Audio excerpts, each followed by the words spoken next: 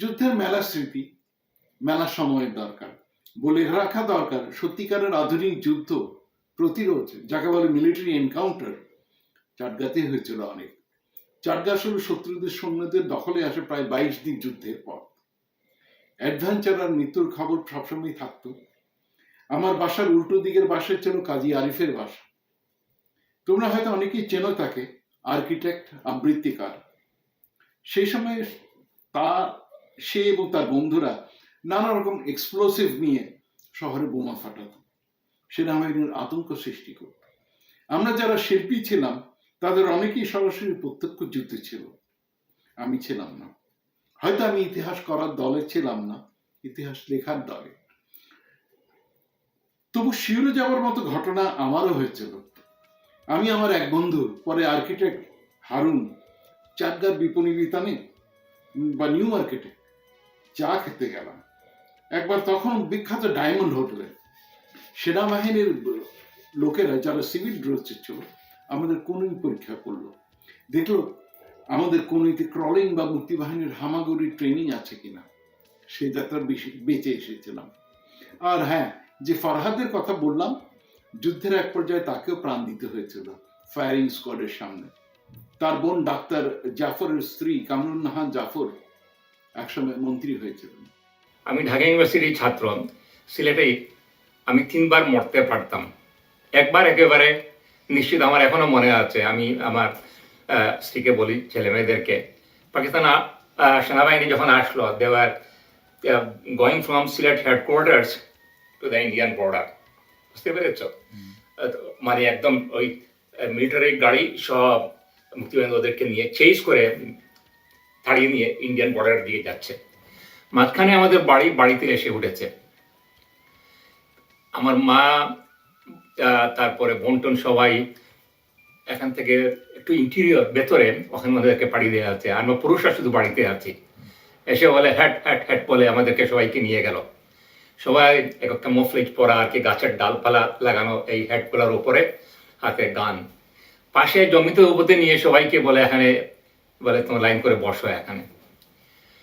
তো আমি জানি যে কোনো মুহূর্তে কেউ যদি একজন বলে দেয়, গ্রামের অনেকজন লোকজনদেরকে নিয়ে গেছে যে ঢাকা ইউনিভার্সিটিতে পড়ে, তারপরে এখানে, তো শেষ আর কি। কিন্তু একজন লোক যিনি আমাকে বাঁচিয়েছিলেন ওই দিন, আমার তাকে এখনো মনে হয়।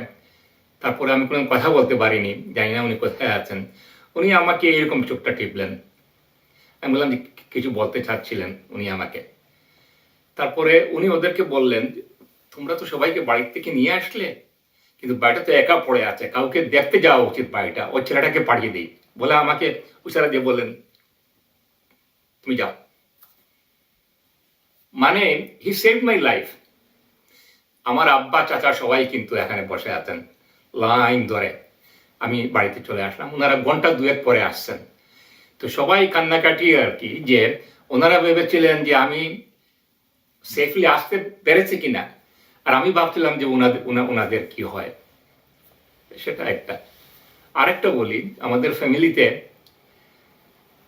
ফ্যামিলি বলতে এখানকার যে স্ট্রিক্ট ডেফিনেশন সেটা না, একটু লুজ সেন্স। আমার আম্মার ছোট খালা, ওনার হাজবেন্ড ছিলেন ওই সময় যশোরে, ই ওয়াজ এন অফিসার ইনচার্জ, যেটাকে বলি পুলিশের।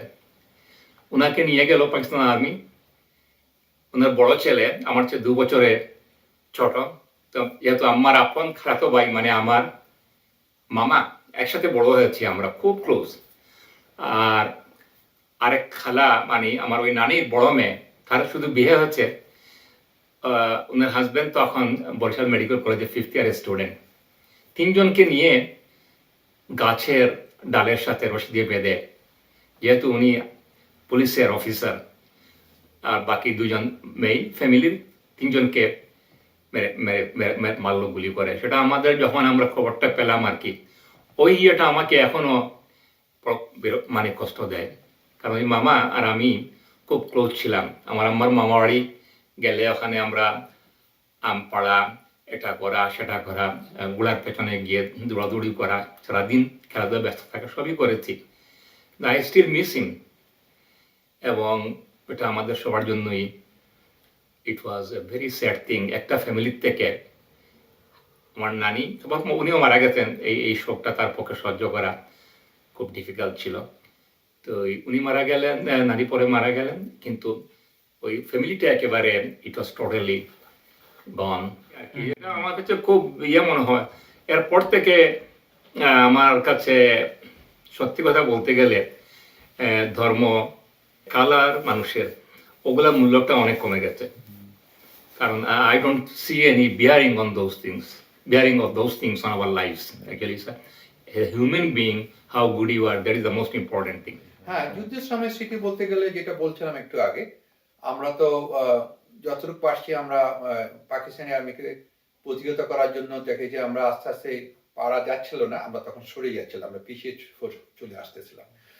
তো ওরা নির্বিচারে কি করতেছিল, আশেপাশে যখন প্রসিড হচ্ছিল, চিটাগাংয়ে প্রচুর লোককে তারা মেরেছে, বন্দি করে নিয়ে গেছে, তাদেরকে নিয়ে মানে ফায়ারিং স্কোয়াডে তারা অনেকে বেড়ে ফেলছে। আমার নিজস্ব অনেক আত্মীয় স্বজনকে আমরা হারিয়েছি চিটাগাংয়ে।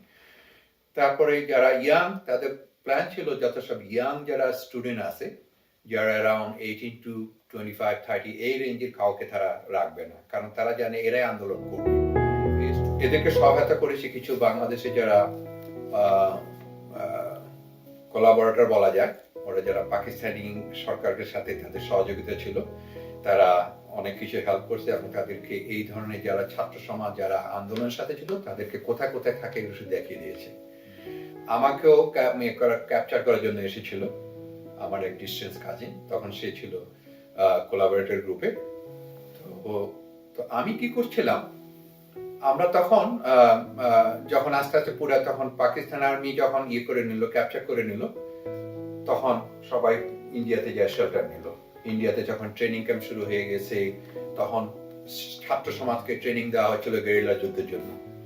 আমাদের কাজ ছিল যেসব স্টুডেন্টগুলো সেই চিটাগাং শহর থেকে যাচ্ছিল ট্রেনিং ক্যাম্পে, ওদেরকে শেল্টারের ব্যবস্থা করা, কারণ হচ্ছে বর্ডারে তারা ক্রস করতে হবে রাত্রে। তারা এসে পৌঁছতে হতো সকালবেলা, এসে পৌঁছতো, সারা রাত তারা হাঁটতো, সকালবেলা এসে যখন তাদেরকে ঘুমের ব্যবস্থা করা হতো, খাওয়া দাওয়ার ব্যবস্থা করা হতো। তো আমরা কিছু স্টুডেন্ট ওই এলাকায় যারা ছিলাম, আমরা আমাদের মাটারা রান্না করেছেন, যা কিছু ডাল ভাত যেটা আছে ওদের খাওয়া দেওয়া হতো, তারা ঘুমাতো। তো ঘুমাতো কোথায়? যখন এই যুদ্ধ যখন শুরু হয়ে গেল, মার্চের প্রথম দিক থেকে শুরু করে এইসব গন্ডগোল শুরু হচ্ছিল, তখন আমাদের আশেপাশে কিছু হিন্দু বাড়ি ছিল আমাদের একদম অ্যাডজেসেন্ট, প্রায় 10টা বাড়ি ছিল। সবাই তখন চলে গেছে ইন্ডিয়ায়, বাড়িগুলো সব খালি। এইভাবে বিভিন্ন কতগুলো ঘাঁটি ছিল, চিটাগাং থেকে শুরু করে নিয়ে বিভিন্ন স্টেশন ছিল যেখানে এসে তারা শেল্টার নিবে, দিনে ঘুমাবে তারা, রাত্রে দেওয়াল ওয়াক। শুরু হলো রাত্রের ঘুটঘুটে অন্ধকারে অনিশ্চিতের পথে যাত্রা। রাত প্রায় 11:30 বাজে। হঠাৎ করে আমাদের ডান পাশ থেকে কে যেন হাঁকলো, ঠেরো। সবাই হতভম্ব হয়ে তাকিয়ে দেখলাম কারা যেন সার্চ লাইট নিয়ে আমাদের দিকে ছুটে আসছে। ঠেরো শুনে ধরে নিলাম পাঞ্জাবিরা খবর পেয়েছে, তাই তারা আমাদের ধরতে আসছে। রাস্তার পাশে ছিল বিশাল পাটক্ষেত। সবাই হুড়মুড় করে পাটক্ষেতের ভিতরে ঢুকে পড়তে লাগলাম, কিন্তু পারল না বয়স্ক বাচ্চারা। বাবারা তাদের ছোট ছোট ছেলেদের নিয়ে রাস্তার পাশে বসে পড়লেন, আর কোনো গত্যান্তর ছিল না। আমার বাবাও এর ব্যতিক্রম ছিলেন না, তার পাশে ছিল।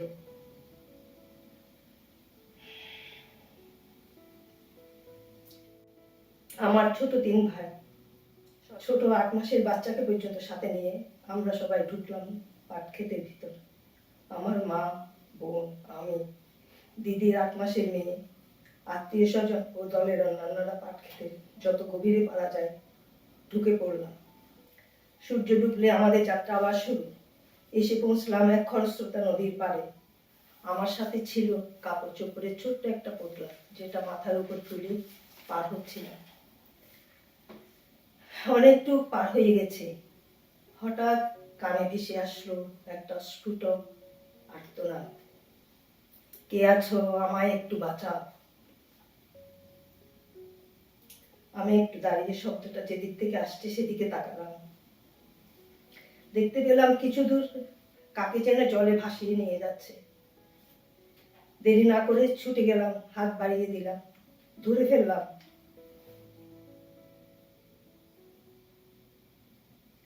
হতবাক হয়ে দেখলাম এরা আর কেউ নয়, আমার মা, তার কাঁধে আমার ছোট বোন রূপনা, বয়স 2 বছর।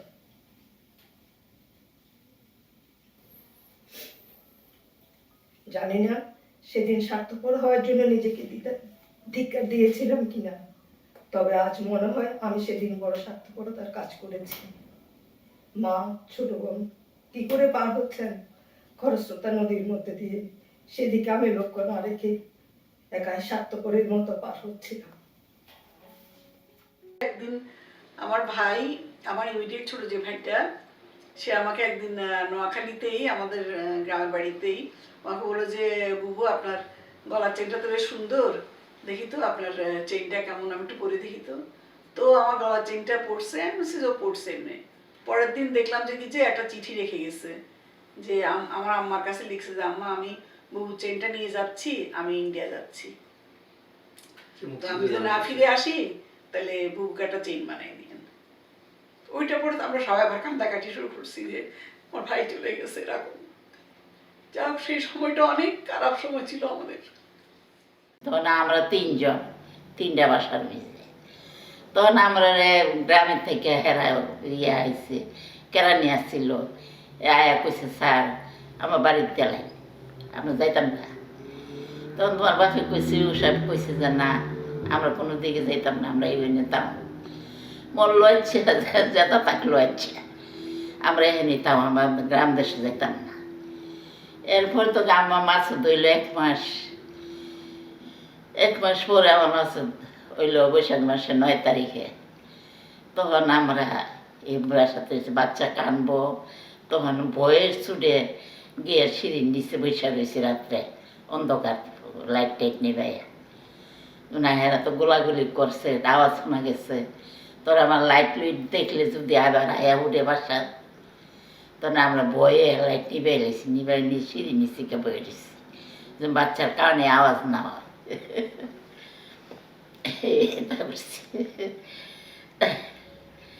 এরপরে তোমার রায়পুরের বাজারটা আগুন লাগায় পুড়িয়া লাইছে সবটা।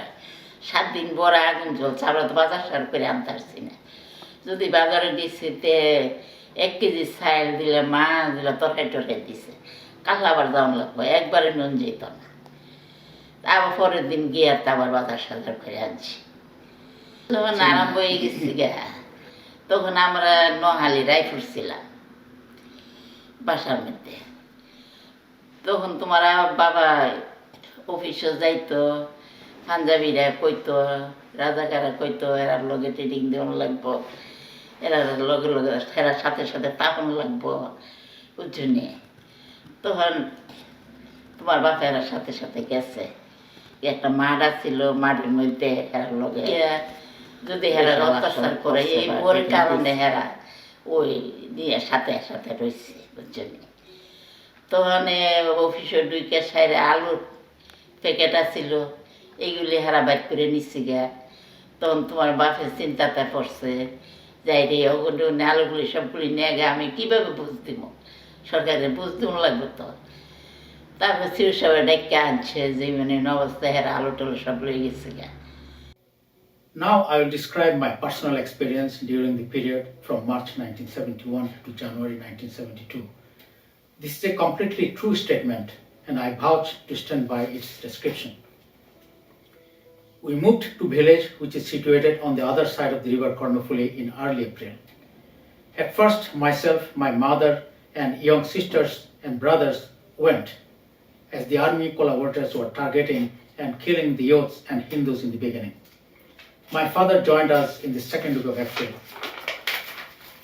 The village was also gradually proving to be a very unsafe place. We were getting regular reports of attacks, raping and killings, as well as burning of properties in the neighborhood villages. At night, we used to hear the volleys of machine gun fire. We formed groups of watchers and was awaiting our inevitable turn. There was a flicker of hope and excitement when we heard Major Jia in the Chittagong radio station proclaiming the declaration of independence of Bangladesh on behalf of Sheikh Mujibur Rahman and asked all able-bodied people to come out and fight with whatever they had. I heard about Major Jia before and pinned my hope on his plans and actions. There were then one morning in the third week of April, much anticipated horror and attack materialized in our village. We heard shouts that army is coming, and everyone was trying to take shelters wherever they can get. It was mainly the youth and male adults who ran out first, as they were the main targets of these groups. Young children and women remained nearby, as it was not possible for all to hide.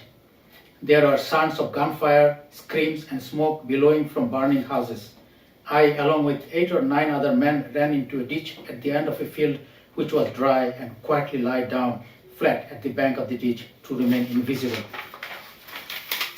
The ditch was merely 100 meters from our burning homes. Strangely, the reason I can't still fathom today, we were not at all panicked, and a weird sense of calm was upon us, as if we feel that we did all what we can do by taking our shelter. Now our fate is in the hands of destiny and God. And that is okay. It was a very unusual reaction, but likely helped us to remain quiet and maintain our composure at that critical moment. The most feared moment in that saga came when we heard the conversation between the Urdu-speaking army and their Bengali-speaking collaborators saying, "Idhar koi nahi hai," and they were merely a few feet away from the ditch. My remaining alive today and speaking in front of you, or meeting my demise on that fateful April day, literally depended on that the murderous group taking a few steps towards that ditch, thank God. We remained lying in that ditch for a couple of hours and then proceeded to a safer place, walking through a field by a large pond, when I saw a man lying by his side with a bayonet wound in his belly and some intestine sticking out. He was still breathing but likely die very soon. I also saw a couple of other people on the other side of the pond lying down. Strangely, I did not feel any empathy, fear or grief, as if this is what exactly supposed to happen. I, along with the elder relative, walked through the paddy field to a cow shed where we took the shelter for the night. In the evening, we came to know that my parents and siblings survived, and our home somehow survived the burning as well, fire being somehow extinguished itself. All in all, we lost 2 or 3 people in the extended family that day from that household.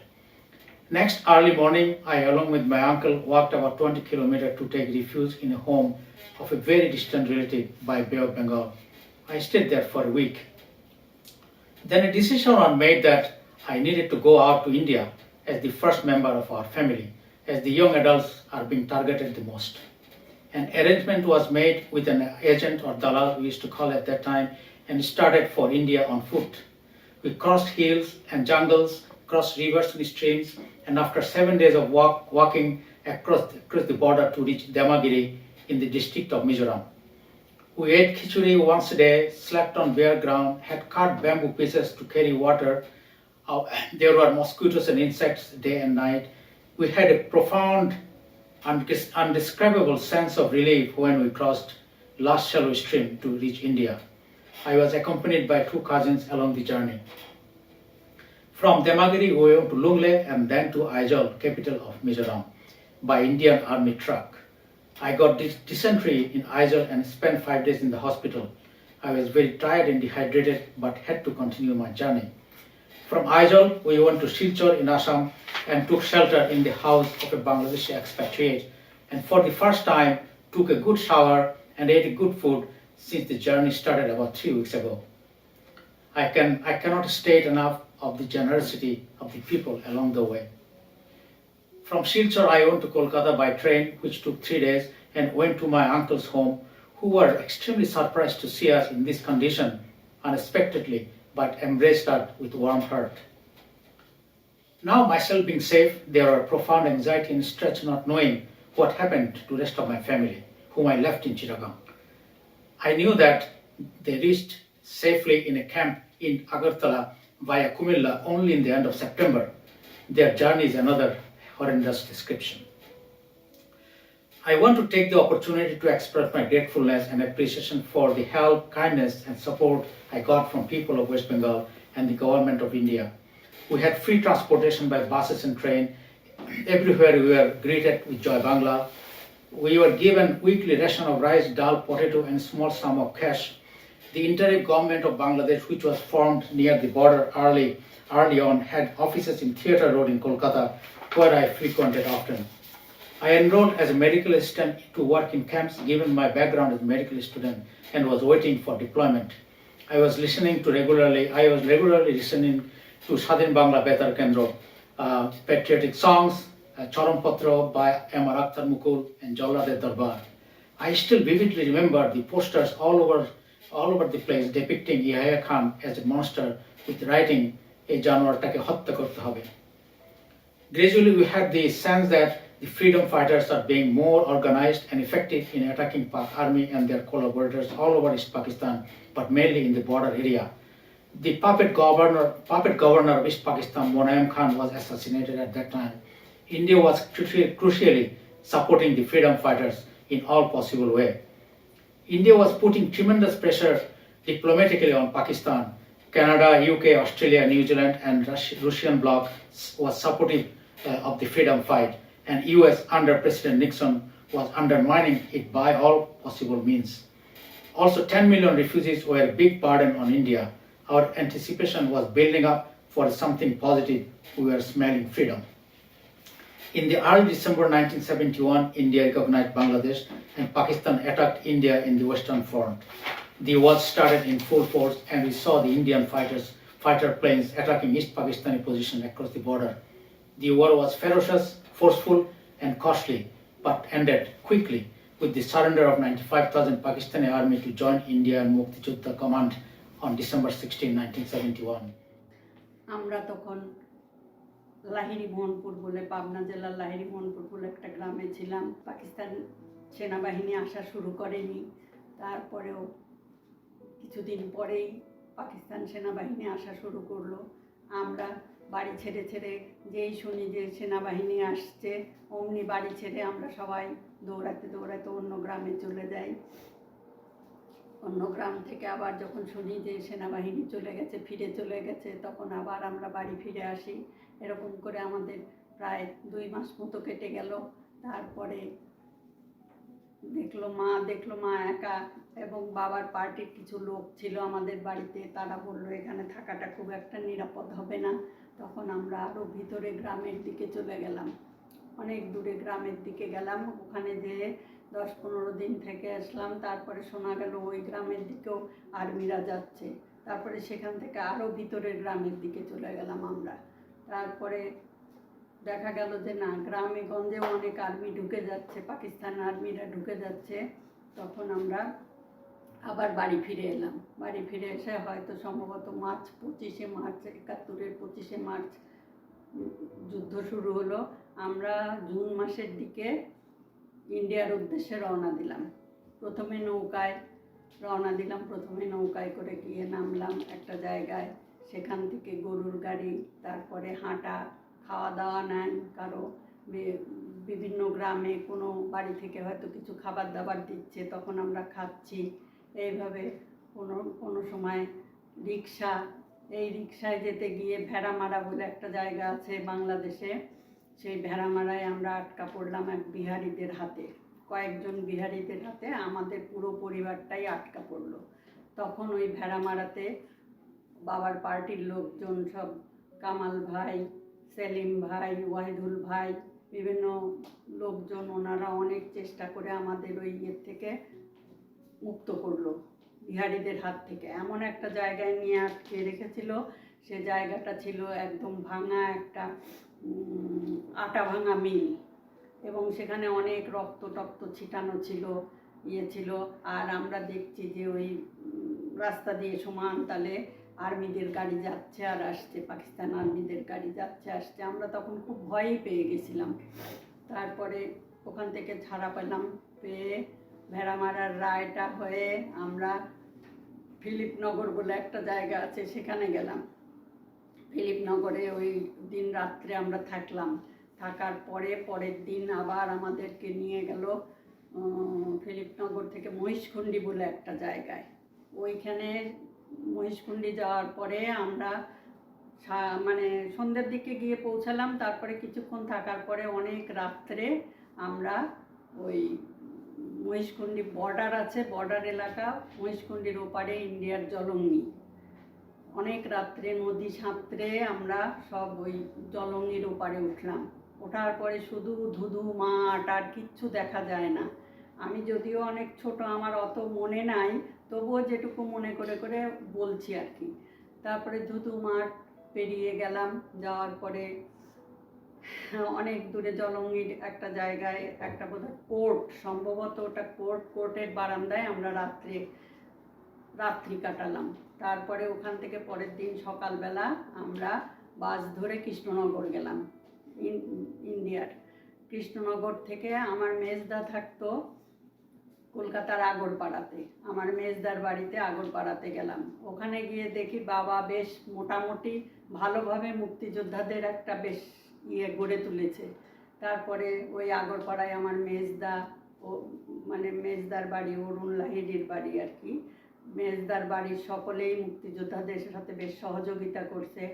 আর মুক্তিযুদ্ধের training নিয়ে সবাই এসে আমাদের ওই আগরপাড়ার ওই বাড়িতে সবাই উঠতো আগে। তারপরে ওখানে সেক্টর হিসাবে ভাগ করে, বাবা ছিলেন করিমপুর সেক্টরের অধীনে, সব ভাগ করে সবাইকে পাঠাতো মুক্তিযোদ্ধাতে। আমার বাবা মুক্তিযোদ্ধা ছিলেন, আমার দাদাও মানে বড় সেজো ভাই আর কি আমার, সেও মুক্তিযোদ্ধা ছিলেন। তারপরে এইভাবে সব মুক্তিযুদ্ধে চলে গেল। আর মুক্তিযোদ্ধারা এসে আমাদের ওই আগরপাড়ার বাড়িতে সবাই ট্রেনিং নিয়ে আসে, ওঠে, তারপরে যায়। আবার অনেকের খবর শুনি অনেকে মারা যায়, সম্মুখ যুদ্ধে যুদ্ধ করতে গিয়ে অনেকে মারা গেছে, সেগুলো শুনে মন খারাপ লাগতো।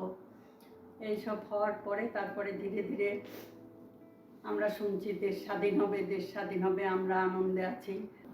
একদিন বিকেলবেলায় এরকম হতে হতে আমরা এদিক ওদিকে যাচ্ছি, কিন্তু এতটা দূরে চলে গেছিলাম, রাত হয়ে গেছিল, আর আমি ফিরতে পারিনি, পথ চিনে ফিরতে পারিনি।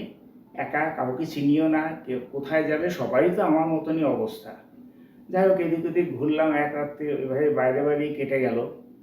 তারপরে দেখলাম এক ভদ্রলোকের সঙ্গে দেখা হলো, ওই হিন্দু ভদ্রলোক, উনি এই আমাদের বগুড়াতে ওনার সঙ্গে পরিচয় হয়েছিল, উনি অনেক সিনিয়র। উনি বললেন যে দেখো, আমি তো খবরাখবর নিয়েছি, তুমি কোথার থেকে এলে? আমি বললাম এই বাবা মা কোথায়? আমি বললাম যে এই ব্যাপার, আমি তো কিছু বলতে পারবো না। বললো তারপরে চলো তাহলে আমরা একসাথেই যেখানে যাব ঘোরাঘুরি করি। এইভাবে ঘোরাঘুরি করতে শুরু করলাম, এদিকে যাই ওদিকে যাই।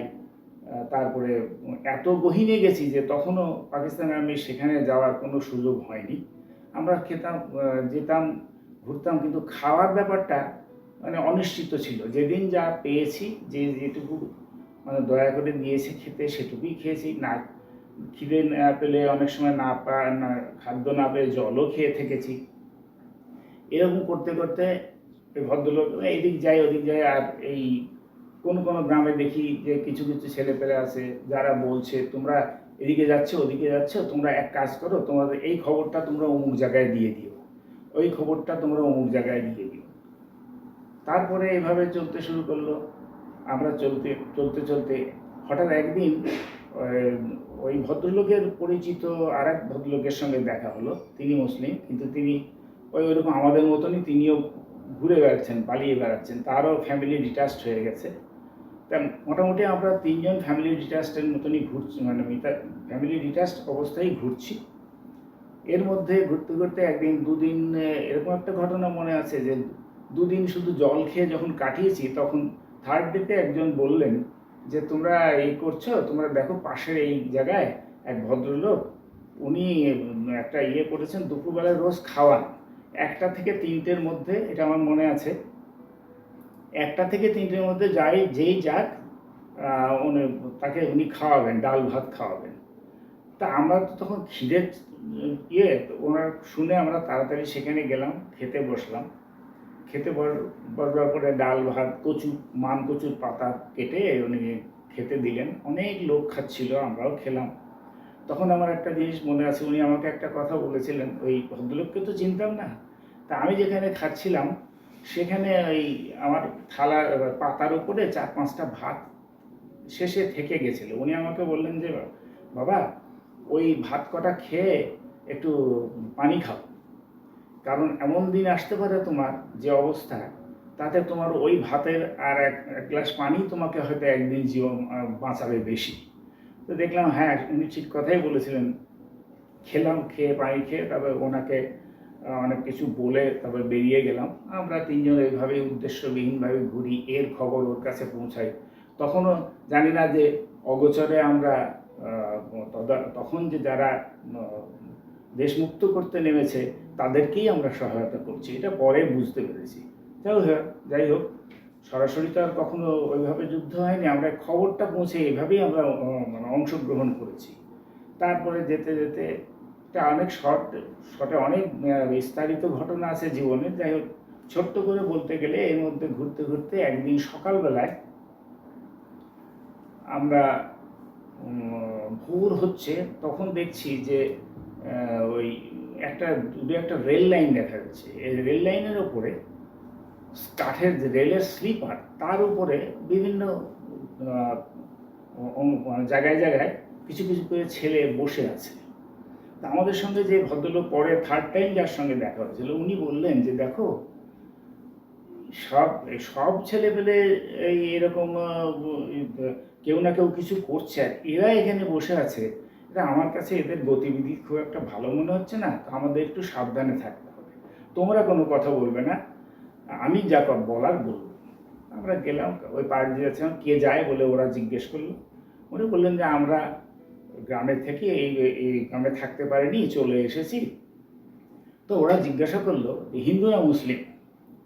তখন ওই ভদ্রলোক বললেন যে আমরা মুসলিম। বলে এখানে তো আর কিছু পাবে না, এখানে কোনো আমরা ওই যারা এই যুদ্ধ করার চেষ্টা করছিল তাদেরকে আমরা অন্য জায়গায় করে দিয়েছি, শেষ করে দিয়েছি, এখানে আমাদের রাজত্ব, তোমরা এখান থেকে চলে যাও। আর ওপারেই হচ্ছে ইন্ডিয়া, এখন এদিকে ঘুরে লাভ নেই, পারলে ওই দিকে চলে যাও।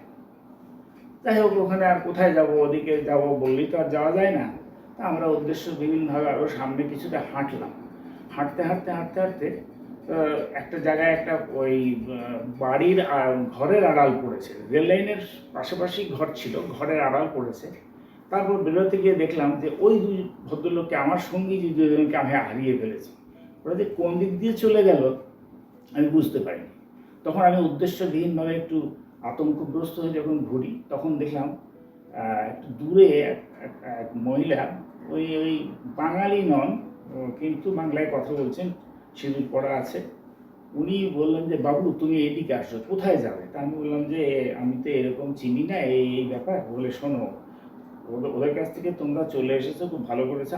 আমি যেখানে থাকি সেটা হচ্ছে ইন্ডিয়ান পোর্শন, আমাকে কেউ কিছু বলতে পারবে না, তুমি আমার ঘরের ভিতর দিয়ে বেরিয়ে ওই দিক দিয়ে চলে যাও। তা আমি তখন আর কি করবো, উদ্দেশ্য ভেবে কাউকেই পাচ্ছি না, আমি পেরিয়ে গেলাম। পেরিয়ে গিয়ে কিছু দূর হাঁটতে হাঁটতে দেখি আমার সঙ্গী দুইজন, ওরাও আমাকে খুঁজছে। তখন ওদের সঙ্গে আবার মিললাম। ওরা বলল যে কাছাকাছি, হিন্দু ভদ্রলোক বললেন যে কাছাকাছি আমার একজন আত্মীয় বাড়ি আছে, চলো দেখি কিছু ব্যবস্থা করা যায় কিনা। তার চলে যখন এসেছি ভারতের ভূখণ্ডে, এখান থেকেই তো ইচ্ছে করলে আমরা যদি সুযোগ পাই, এখান থেকেও আমরা যারা যুদ্ধ করছে তাদেরকে আমরা সাহায্য করতে পারব। এইভাবেই তো আমরা গেলাম। তো ওই যে ভদ্রলোকের ওখানে গেলাম, উনি প্রথমে খুব ভয় পেয়ে গেছিলেন, কারণ সঙ্গত কারণে এখান থেকে গেছি, এরকম কারা আমরা, উনি তো চেনেন না। যাই হোক, উনি প্রথমে ওনার আত্মীয় ভদ্রলোককে থাকতে দিতে রাজি হলেন, আমাদের বললেন যে না তোমরা থাকতে পারবে না। তারপর আমাদের যিনি সঙ্গী ছিলেন উনি বললেন যে ওরা কেউ থাকবে না, কালকে সকালেই আমরা চলে যাব, রাত হয়ে গেছে, কোথায় যাব আমরা চিনি না। কেন যেন ভদ্রলোকের দয়া হলো, উনি থাকতে দিন। আর আমি ছিলাম সব থেকে ছোট। তো ওই ভদ্রলোক আমাকে ডেকে বললেন যে তুমি কোথায় যাবে, কখনো গেছো? আমি কোনোদিনই আসিনি। বলে তাহলে তুমি কিভাবে যাবে, কোথায় যাবে? আমি কিছুই জানি না, যেহেতু আমার থাকার জায়গা নেই, আমাকে উদ্দেশ্যবিহীনভাবেই ঘুরতে হবে। তখন উনি আমার কেন জানি না ওই সময় উনি আমাকে একটা টাকা হাতে দিয়েছিলেন, দিয়ে বললেন যে তুমি একটা কাজ করো, তুমি কলকাতায় চলে যাও, কলকাতায় গেলে দেখবে যে তোমাদের বাংলাদেশের তোমরা যাদের এখন চাইছো যেটা, সেখানকার অনেক লোক পাবে, তাদের সঙ্গে যোগাযোগ করো। তুমি যেভাবে বলছো যে ওপারে এভাবে মানে বিভিন্ন জায়গায় হেল্প করেছো, কমিউনিকেশন করেছো, সেটা হয়তো তুমি ওখানেও পাবে, বরঞ্চ গ্রেটার স্কোপ পাবে। তাই বললো যে ঠিক আছে, দয়া হলেও মনে করে থেকে এলাম। রাত্রিরে ঘুম তো হলো না, সকালবেলায় উঠে বেরিয়ে পড়লাম 3 জন। বেরিয়ে তারপরে অনেক কিছুই হয়তো মানে এখন ভুলে গেছি কিভাবে আমি কলকাতার উদ্দেশ্যে রওনা হলাম। রওনা হওয়ার পরে কোন একটা রেল স্টেশন সেখানেও মনে নাই, হঠাৎ করে একজন পরিচিত লোকের সঙ্গে আমার, এটা অবশ্য আমার মনে হয় যে ঈশ্বরই আমাকে করে দিয়েছিলেন, পরিচিত লোক, তিনি আমাকে চিনতে পারলেন। তিনি বললেন যে তুমি অমুকের ছেলে না? আমি বললাম হ্যাঁ। বললে তোমার বাবা বাংলাদেশের যে অস্থায়ী মুজিবনগর সরকার গঠন হয়েছে তার গুপ্তচর বিভাগে চাকরি পেয়েছেন, ওইখানে তুমি চলে যাও। তোমার বাবার ডিউটি হচ্ছে কোচবিহার এলাকায়, উনি ওই বর্ডার এলাকার মুক্তিযোদ্ধাদের খবর সংগ্রহ করেন, ইন্ডিয়ান কমিউনিটির সাথে যোগাযোগ করেন, এভাবে উনি হেল্প করছেন এবং বাংলাদেশ সরকারের অনেক লোক এইভাবে কাজ করছে। তা তুমি যাও, তোমার মনে হয় আর কলকাতায় যাওয়ার দরকার নেই। আমি চিন্তা করে দেখলাম হ্যাঁ, এটাতে একটা ভালো দিক, কারণ আমি বাবা যদি ইনফরমেশন নেয়, আমি যদি সেটাকে বর্ডার এলাকায় গিয়ে কমিউনিকেট করতে পারি, তাহলে তো সেটা আমার জন্য একটা বড় সার্ভিস হবে। তা উনি কীভাবে জানে হেল্প করেছিলেন আমার মনে নেই অত ডিটেলস। আমি ওইভাবে ওনার কাছ থেকে বেরিয়ে আমি আস্তে আস্তে কোচবিহার পৌঁছালাম। 1-2 দিন আমার সময় লেগেছিল, রাস্তাঘাট চিনতাম না। বাবার সঙ্গে তার আগে একটু বলে রাখি, কোচবিহার পৌঁছান নাকি বাবার সাথেই আমার অন্য একটা স্টেশনে আবার একদিন পর মিরাকুলাসলি দেখা হয়ে যায়। বাবাও আমাকে চিনতে পারেননি, আমিও বাবাকে চিনতে পারিনি। বাবা এই কাজের জন্যে ড্রেস শারীরিক অনেক চেহারা পাল্টে ফেলেছিল এই স্পাইংয়ের জন্যে। যাই হোক, তার সঙ্গে তিনি আমাকে নিয়ে গেলেন, কোচবিহারে গেলাম। কোচবিহার শহরে একটা ছোট্ট জায়গায় আমরা থাকতাম।